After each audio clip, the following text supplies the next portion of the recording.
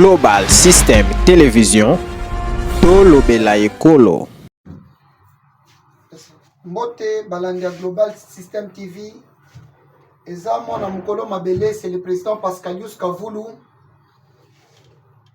En même temps coordonnateur du synergie des communicateurs unis pour la patrie. Mukolo elelo na kolobela 3 points. Point ya liboso toko expliquer bino lolenge nini appareil judiciaire kote musale salema bien, qu'est-ce qu'il faut. Eloko ya mibale tokoloba lolenge nini bakoki commettre fin na tracasserie na ville province ya Kinshasa. Na point ya misatu, je veux anticiper et puis na kolobela guerre à l'est et comme wapi. Bien avant tokota na sujet ya mkolo lelo, je pense que nako kikokope sangote sans toutefois donner l'actualité ya mayeleki na kati ya mboka. L'actualité ya mboka tozopesa félicitations na mwana mboka ministre de la justice Constant Mutamba na consultation populaire oatie na mkolo ya jeudi. Ceux qui ont un problème, ils ont likambo, ba excorka lupangu, ils ont subir injustice na kati ya mboka. Ton frère est arrêté ou bien ta sœur, votre parent, votre parenté à Kangami, na prison, basa missier jusqu'à maintenant. Ceux qui ont l'équipe, j'ai dit, au copé sa doléance na yo pour que solution est zoama. Mukolo ya lobby, vendredi, comme à la coutume, chef coutumier, chef de l'État, bakot saka conseil des ministres, mais hier conseil des ministres bakot saki et pas la première ministre madame Judith Toulouka, et puis chef de l'État Zalaki na conseil des ministres était chef de l'État Azalaki na réunion avec tout le haut responsable de l'armée pour trouver des solutions na maetali sécurité na défense na kati ya mboka. Au courant de cette semaine, il y a eu prise des armes par le ministre de l'Intérieur et le ministre de la Défense. Au ministère du Défense, Tozalaki na Mwana Mboka, Guy Mwadjanvita, et au ministère de l'Intérieur, ce maître Jacquemain Chabani. Mais nous félicitons maître Jacquemain Chabani par rapport à la prise de ses paroles à lobby. La police nationale congolaise est ça le la parti politique. La police nationale congolaise est ça politique a exhorté Bango Basala Moussala. Et puis nous soulignons ces points. Oya lobby na mukolo wana, il était clair en disant la police nationale congolaise n'est pas un parti politique.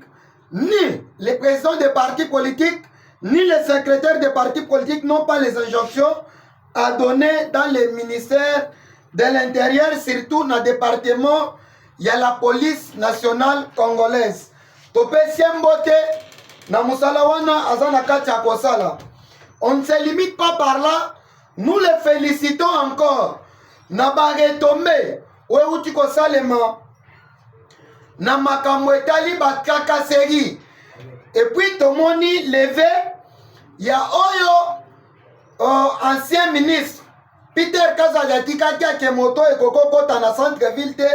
Je pense que dans l'émission Ekoya, Tokope ça va détailler nyoso, mais nous informons na ministre intérieur que district ya Gombe, Otobenga Kakalu Fungule Ops, na jemi bazo respecter loko anate, tozo mona bango na ba policier, bazo ya kaka pona kokanga moto.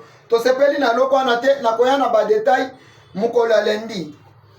Wane zalaki actualité to information ya mayeleki mukolo ya vendredi lobby na ville province ya Kinshasa. To kondi siko na actualité na analyse ya ba sujet na outil ko annoncé tout à l'heure là.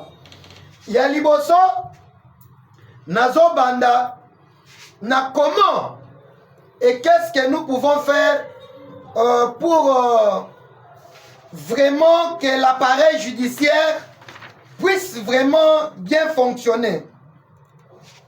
Pour que l'appareil judiciaire puisse bien fonctionner, Nous proposons 3 choses au ministre Mutamba Constant. Cher jeune ministre Constant Mutamba, si vous voulez que cet appareil judiciaire puisse aller de l'avant, nous vous proposons ceci. 1. Au monidenge IGF, bazo sala. Ce qui IGF a sali musala nyoso.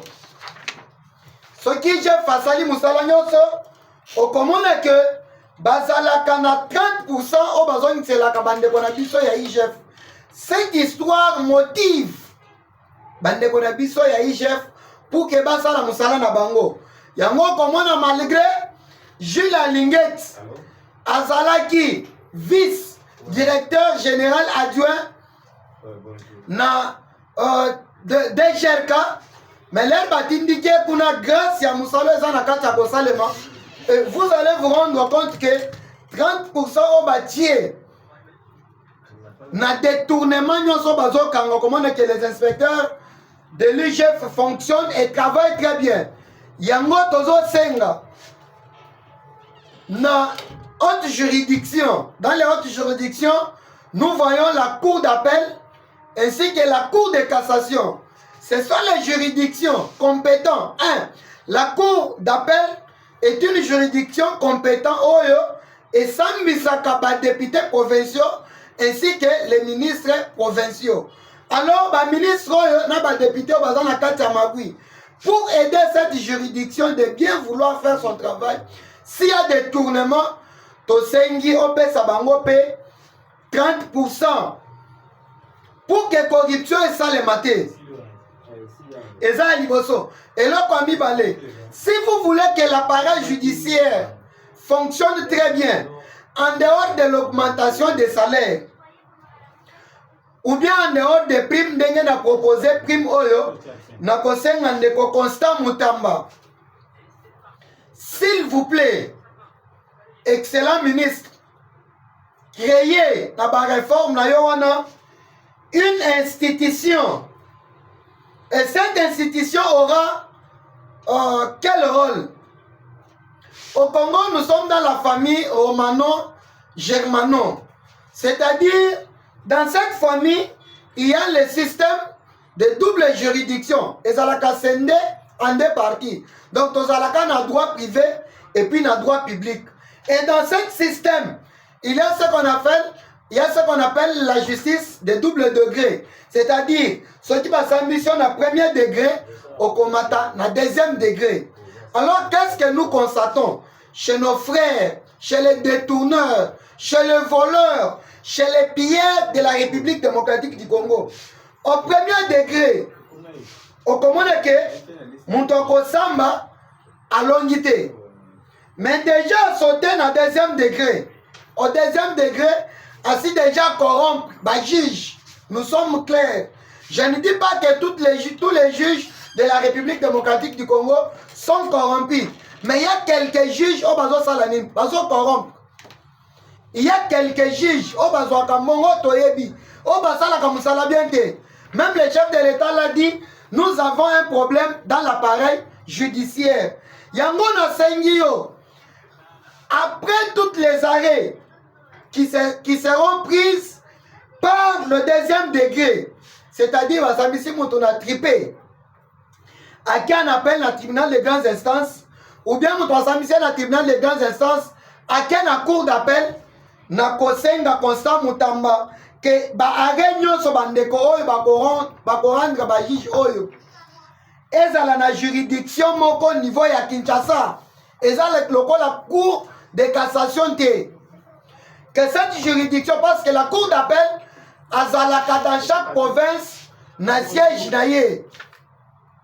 Nenga toza na 26 provinces, c'est-à-dire toza na 26 cours d'appel excepté la ville de Kinshasa. Oya bakisa zana mibale.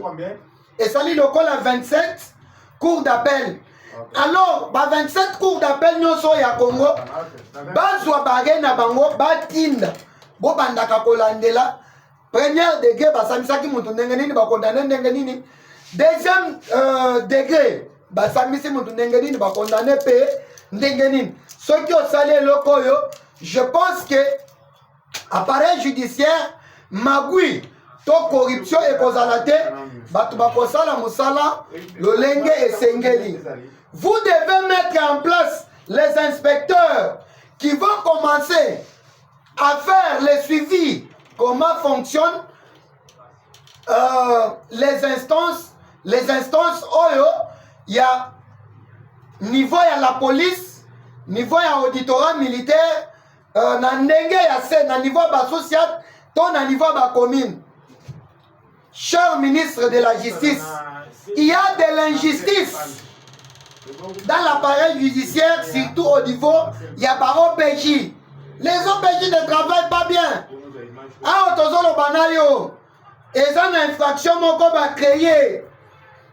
Excès à Komela Masanga. Nous avons nos frères. Bazana 2-3 jours na Bakacho. Luka ba inspecteur baba ndaka koleka na Bakacho.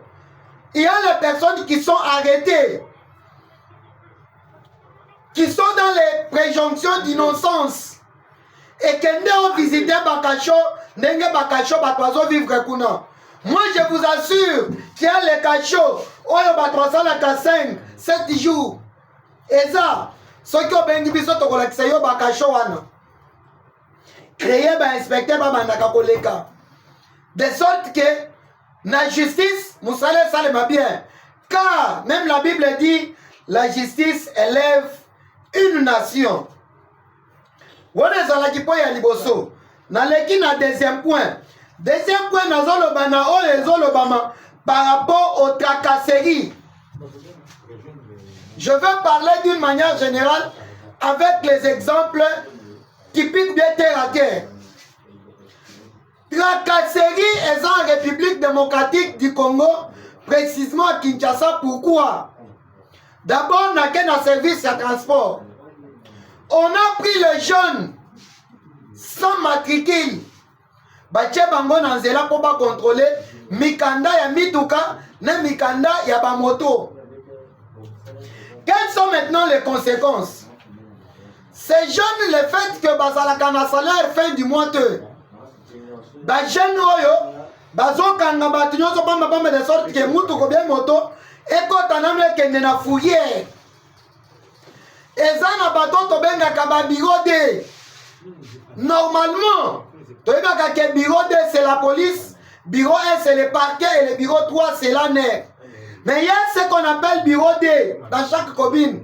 Bato musala na bango eza ko lukaka kaka ba infraction. Et ces gens n'ont pas de matricule. Yamoto Sengi, conformément à l'article 204 de la Constitution, quand on fait sa province pouvoir, il y a qu'à créer un département, il y a qu'à créer une institution provinciale où on peut permettre le bon fonctionnement, bon pèse bandeko oyo matricule. Ces gens ici, s'ils sont matriculés,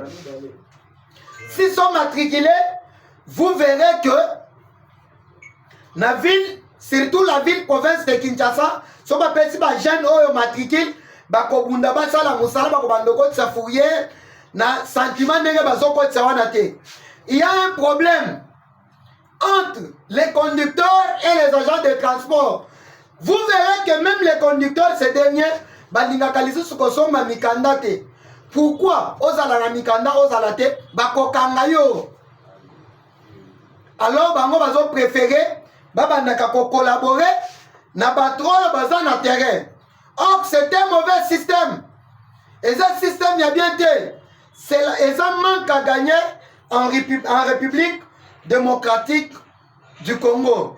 Tosengi ministre de la Justice, ministre de transport, bossa la coalition, bokota na likambo oyo.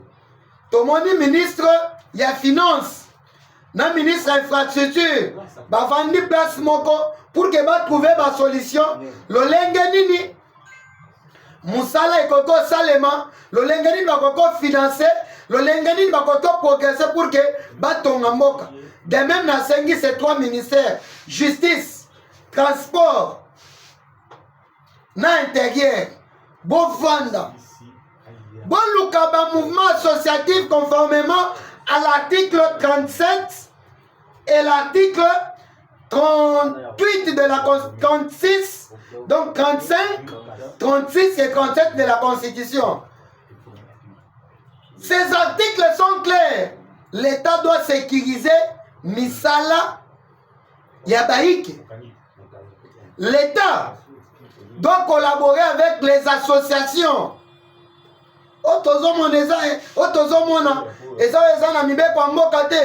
D'abord, la Constitution, c'est la loi suprême du pays. Pour Nanini Bande Konabiso Oyo, Bazot Kakase. Je viens d'éclaircir. Nasengi Balandi Nabiso Nyonso émission Yokobo Mangote. Panza Yango. Abonnez-vous na Global System TV. Bon Panza émission Oyo. Nazo Sala analyse, c'est après investigation. Automoni sur terrain. Ndenge balobaka que média est un quatrième pouvoir. Yango bomoni na nzela ya média. Tozo sala analyse. Tozo pèse actualité na réalité. Ya ozo les cas sur terrain.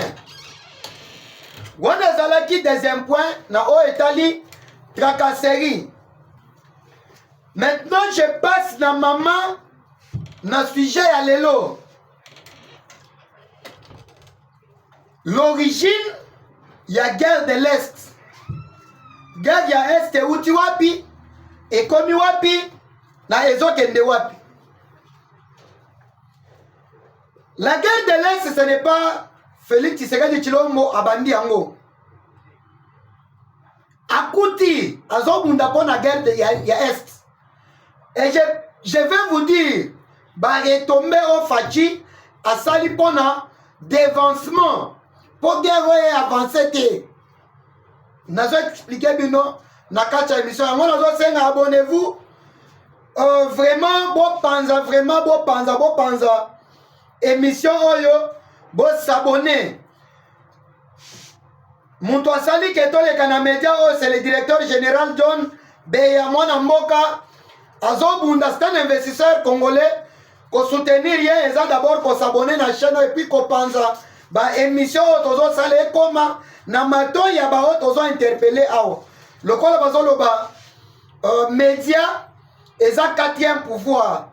Alors le fait que ba autorité belé bato bazana porte na bango bakanisaka ke commande autorité eza ko ben na mbongo nyozo za nango yango bande kona biso ya média ba pesi biso ba espace de sorte que tout dénoncer tout ça l'analyse tout éclaircir.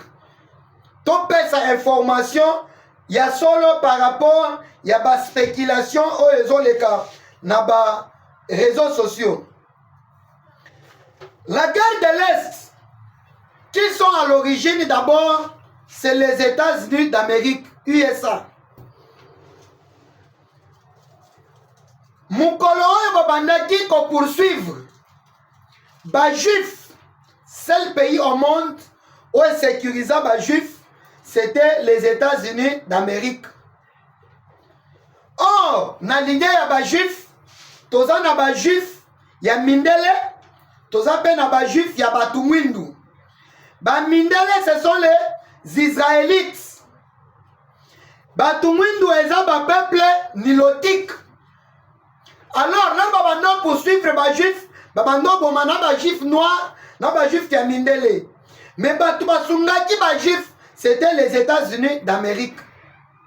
L'herbe sécurisée, les Juifs, après la Deuxième Guerre mondiale, les Juifs ont été en Amérique pour comme première puissance mondiale grâce à l'intelligence naturelle, la sagesse, on s'en va à qui bango. L'herbe commission Amérique, première puissance mondiale, Amérique devrait les récompenser. Yango Amérique a qui attaque le peuple israélite a attaqué les États-Unis d'Amérique. Alors pour les Juifs noirs, il a fallu payer sa bango espace na Congo. Il a fallu payer sa bango espace en République démocratique du Congo, en Afrique, précisément au Congo. Les Bayaki, mingi vous allez voir que les Juifs vendaki mingi na Est, mais bazalaki mingi na Congo te. Bavandaki na Rwanda. Après l'indépendance, à l'époque coloniale, comme l'Amérique n'a pas colonisé l'Afrique, il y avait déjà un accord au Babando Lingaba Pesa Banilotique espace en Afrique. Précisément, Sibilak RDC, mais à l'époque, l'air Bayaki, c'était les Belges qui dirigeaient la République démocratique du Congo. Bavandaki na Rwanda, Bavandaki na Uganda, Bavandaki na Tanzanie, Bavandi na Kenya na parti à Soudan. L'air Bavandi, premier Congolais aux acquis pouvoir, c'était Joseph Kasavubu. Et Joseph Kasavubu, Bayaki Boba imposé yé. Balingaki ba imposé yé. Bakor Mokobo Yaboyi. Or, NDC, na Rwanda, Tozwaki colonie Moko. Ne Bapesaki Mobutu pouvoir. L'air va soutenir Mobutu par les États-Unis d'Amérique. Mobutu n'avait pas les origines dans le Centrafrique. À l'époque coloniale, on pouvait prendre un Rwandais, venir au Congo, tout comme un Congolais, aller au Rwanda, parce que colonie Zalaki Moko à Belge. Neba Mobutu va se retrouver sur le sol de la République démocratique du Congo. L'air Balongoli Kasavubu, Oaboyaki, ba accord ya Mindele, ba Yelaki Biso Joseph Mobutu.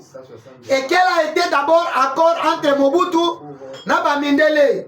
C'était de donner les Nilotiques l'espace au Congo. Et quel a été le peuple qui a été donné l'espace? Nero Tobenga Kabandekonabiso Banyamulenge, ce sont nos frères, parce que ce sont des Africains. Bapesi Bango espace na Minembwe.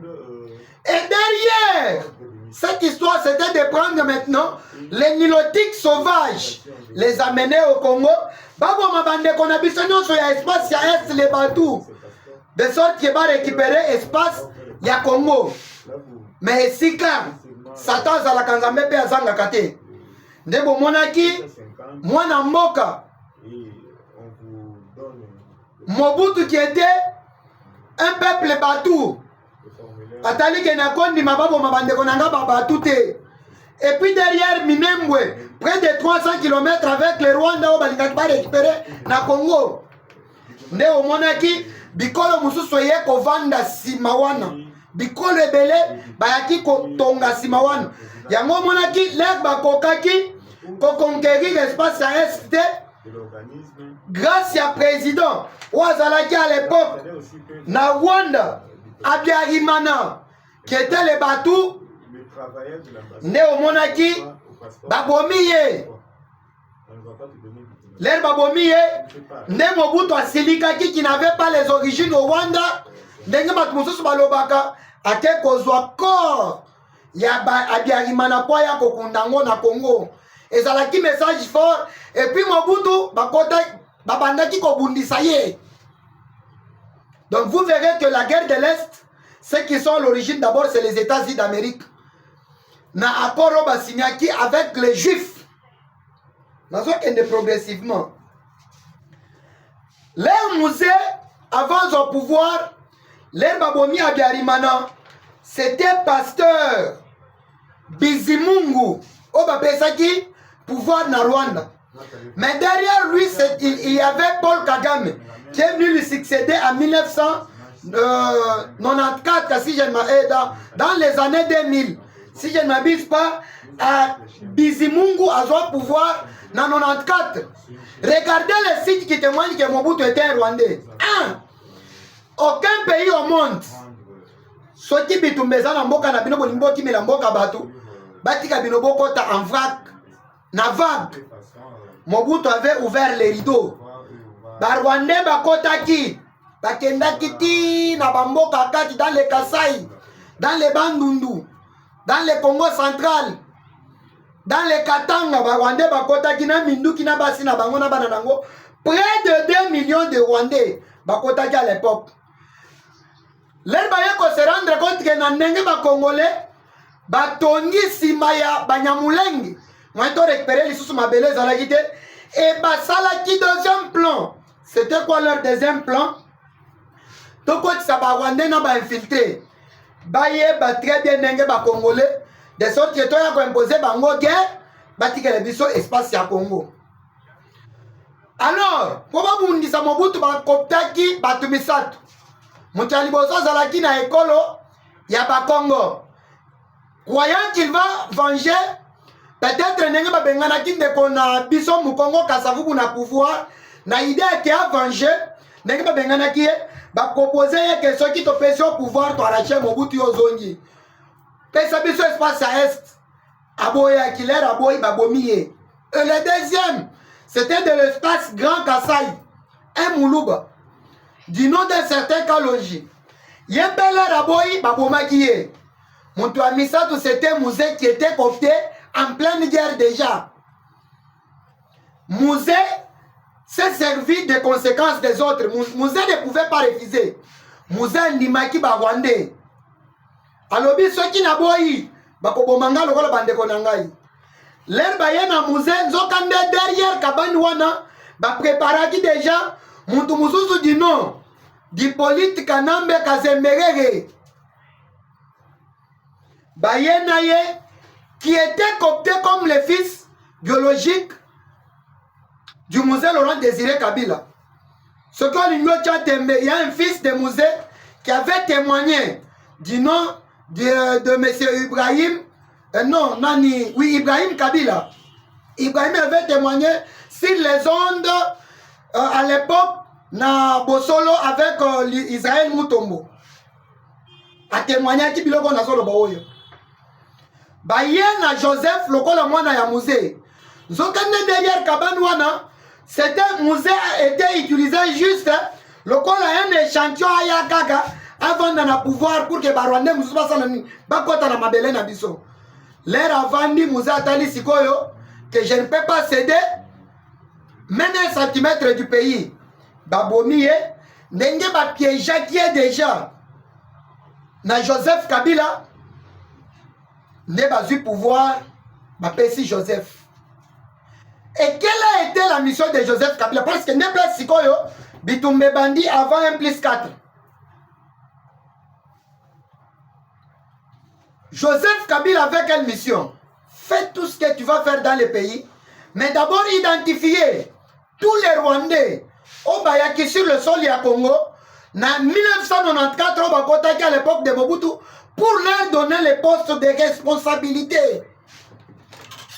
Pour leur donner les postes de responsabilité.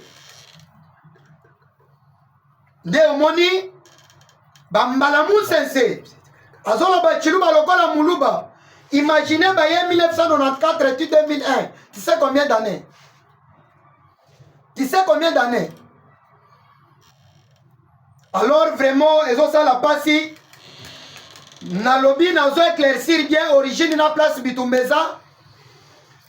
Dans les prochains numéros, bon s'abonner, Togoya, Tokopé sa détail. Il y a guerre de l'Est. Kabila a identifié tous les Rwandais. À côté de Bango, n'a pas fonction, on va dans la civile. À côté de Bango, n'a pas fonction, à Minene na Congo pour nous infiltrer. Ailleurs qu'on crée un mixage et brassage pour que ces derniers Azwa Rwandais à côté au sein de l'armée. Yango Fatia ya lobby, comme l'armée est infiltrée, va voter conformément à la constitution Moka. Il y a que non Congolais qui sont Munduki. Côté le Mela Munguna, ne moni Bawazalendo.